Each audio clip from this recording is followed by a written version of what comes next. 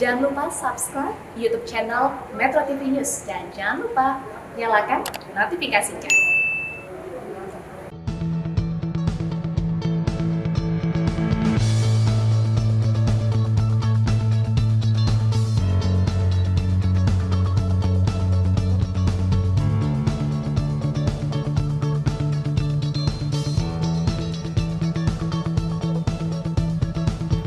Terima kasih pemirsa, Anda masih bersama kami di Selamat Pagi Indonesia. Jason, waktu kecil cita-citanya jadi apa nih? Saya sih waktu kecil mainstream banget ya, kalau nggak jadi dokter biasanya pilot gitu ya. Nah, tapi kan anak-anak zaman sekarang nih ya pemirsa, ini cita-citanya kan menjadi konten creator ya biasanya. Jadi YouTuber aja. YouTuber aja.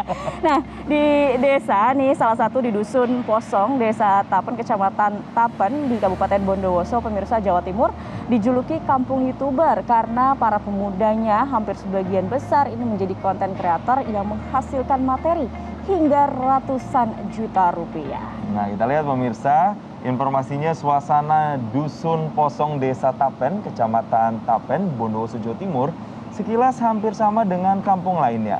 Namun, yang tak biasa adalah deretan mobil motor keluaran terbaru yang dimiliki para pemuda di kampung YouTuber ini. Nih, bisa dilihat nih, ada mobil barunya nih. Menjadi konten kreator, ternyata mereka mampu menghasilkan materi hingga bernilai ratusan juta rupiah. Nah, keberhasilan para pemuda ini tak lepas dari sosok Imam Januar, inisiator kampung YouTuber. Nah, pemirsa, Imam mengaku sama sekali tak pernah menyangka belajar autodidaknya mengenai YouTube akan membuahkan hasil seperti saat ini dan bisa membantu pemuda sekitarnya. Karena jarang dilihat orang, Imam mengaku sempat jadi sasaran fitnah tetangga karena yang dulunya tergolong berekonomi pas-pasan.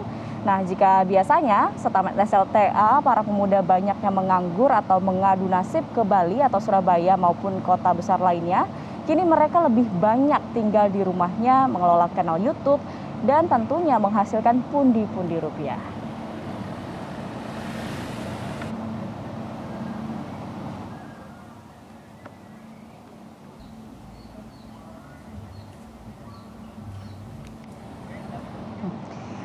Lantas pemirsa, bagaimana kisahnya ya Dusun Posong, Desa Tapen di Kabupaten Bondowoso, Jawa Timur ini bisa berkembang menjadi kampung YouTuber?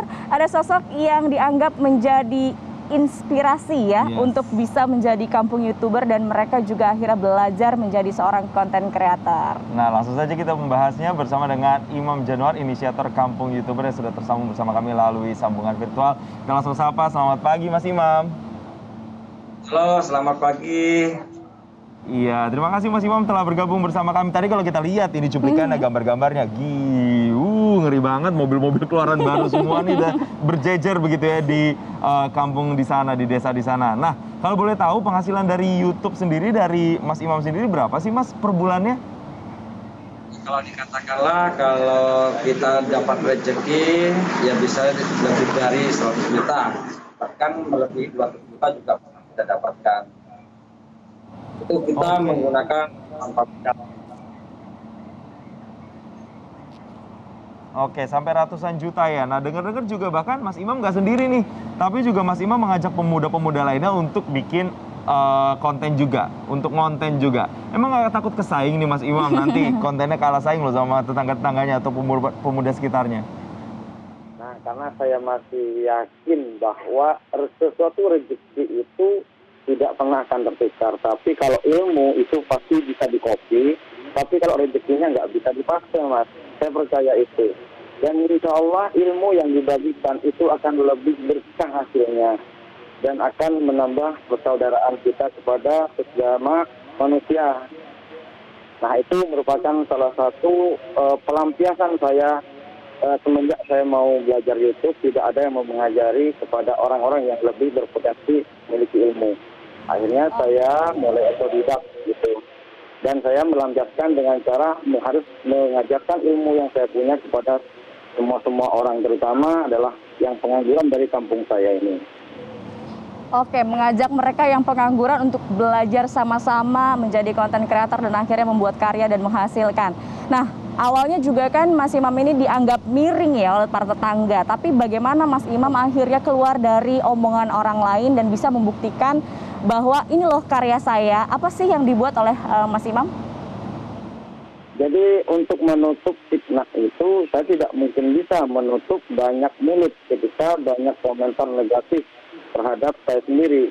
Nah akhirnya saya harus menunjukkan apa yang diomongkan oleh orang yang beranggapan negatif itu adalah salah, dan yang ternyata saya buahkan hasil membuat mereka itu tercengang. Yang awalnya dulu hanya sebatas menghina, sekarang malah bertanya, bagaimana mas caranya, begitu Mbak. Oke, akhirnya menampar fitnah para tetangga dengan bukti gitu ya Mas ya, dengan hasil yang sudah diperoleh. Jadi kita membuktikannya dengan cara yang positif. Nah, dengan cara yang positif. Tapi kalau kontennya Mas Imam sendiri sepositif apa sih? Biasanya konten-konten yang diproduksi, yang dibikin sama Mas Imam ini apa? Nah, jadi kebanyakan orang itu kalau pemula-pemula, dia beranggapan itu membuat konten hanya sebatas personal. Nah, jadi orang itu menganggap seperti artis. Nah, kalau kita enggak, kita membuat sebuah konten YouTube atau karya, itu bukan mencari personal branding atau orangnya, tetapi apa yang dibutuhkan masyarakat itu yang saya buat.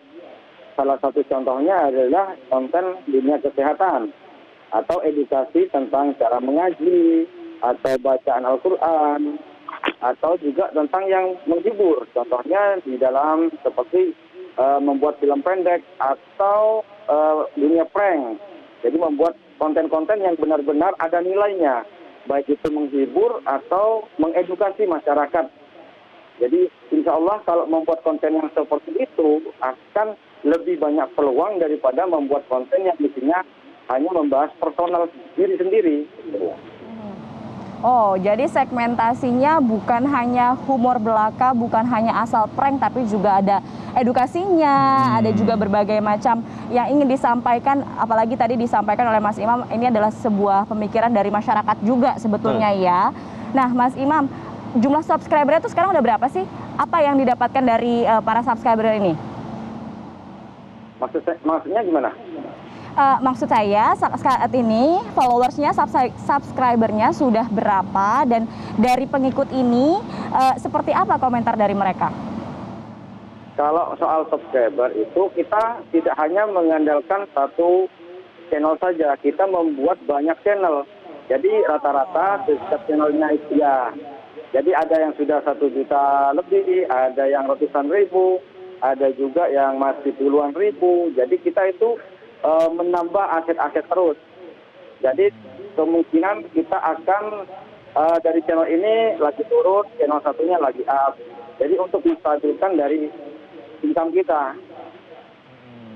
Oke, Mas Imam, kalau desa di sana sampai disebut sebagai kampung YouTuber, dan kalau kita lihat gambar-gambarnya di sana juga banyak mobil-mobil keluaran terbaru berderetan begitu ya. Nah, ini sebenarnya berapa banyak sih anak muda atau pemuda di sana yang sudah terjun ke dunia konten kreator, dan apa saja nih Mas Imam yang sudah mereka hasilkan, termasuk Mas Imam, apakah mobil saja atau mungkin justru ada yang sudah alokasikan uang mereka, penghasilan mereka untuk usaha lain misalnya, atau seperti apa nih Mas? Nah, kalau untuk masalah jumlah di sini awal mulanya saya kan hanya mengajak atau mengajari kepada mereka yang benar-benar ingin terjun. Bukan saya mengambil beberapa orang yang langsung saya enggak. Jadi saya filter mana yang serius atau yang enggak. Alhamdulillah sekarang sudah bisa mencapai angka 100 orang dari kampung saya sendiri. Nah, untuk hasilnya ya kurang lebih 100 orang dari warga dari Desa Tapen ini. Nah, untuk yang dihasilkan, namanya juga anak muda nih, ya, biasalah untuk dalam kebanggaan keberhasilannya, biasanya mereka itu untuk mewujudkan keinginannya, misalkan beli motor, beli mobil. Jadi untuk menampakkan bahwa hasil dari yang dia kerjakan itu nyata. Nah, namun sebagian sudah saya kasih planning atau wawasan kepada mereka bahwa hal seperti itu sangat tidak berfaedah. Jadi saya sarankan, karena kita bekerjanya di dunia online, kita harus punya backup untuk usaha di offline-nya. Jadi saya sarankan untuk beli tanah atau membuat ruko atau beli sawah gitu. Oke. Mas Imam, saya lihat tuh di belakang Mas Imam banyak teman-teman yang juga sedang berkumpul. jadi semacam kreatif hub ya di rumah Mas Imam nih, tempat anak-anak berkumpul dan akhirnya berkolaborasi membuat sesuatu yang baru, membuat sebuah konten. Nah, kalau belajarnya sendiri, belajar apa saja sih Mas? Dan memungkinkan nggak kalau anak-anak muda di kampung sebelah mungkin mau ikut gabung, seperti apa Mas? Nah, kalau ada orang yang ingin bergabung, saya selalu membuka. Jadi yang penting adalah niat yang pertama kali. Jadi yang pertama harus ada keniatan, kemantapan, dan tidak hanya melihat dari sisi hasil yang didapat. Tetapi yang saya terima adalah orang yang akan bertanya bagaimana prosesnya, itu yang saya terima adalah orang-orang yang seperti itu. Jadi yang pertama kita minimal kita harus ajari bagaimana membuat sebuah video yang sekiranya isi videonya itu mengandung nilai, tidak merugikan orang lain atau merugikan diri sendiri.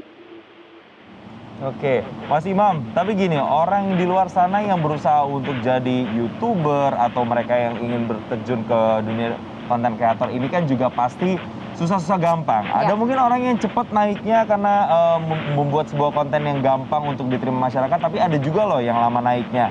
Nah, ini pesan Mas Imam sendiri untuk orang-orang di kampung sana, di desa di sana, supaya mereka punya semangat untuk bikin konten-konten yang tidak hanya lucu, tidak hanya menghibur, mengedukasi, tapi juga bisa mendapat followers yang banyak. Ini seperti apa Mas? Pesan apa yang ingin disampaikan? Oke, jadi untuk pesan kepada pemula yang ingin terjun ke dunia YouTube, pertama harus menentukan terlebih dahulu dari mindsetnya.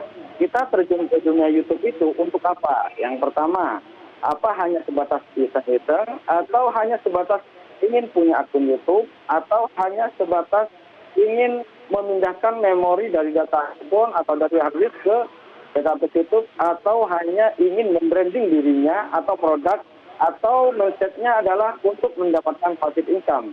Nah, kita harus pilih salah satu dulu. Nah, kalau sudah menentukan dari sana, baru kita akan bekerja sesuai dengan mindsetnya. Karena setiap dasar itu memiliki cara kerja yang berbeda-beda.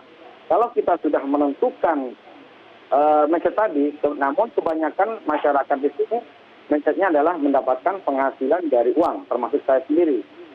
Jadi passive income. Kenapa saya lebih suka di YouTube? Karena itu merupakan salah satu pekerjaan passive income. Upload sekali, tapi menghasilkan berkali-kali. Nah, barulah kita menentukan ide konten.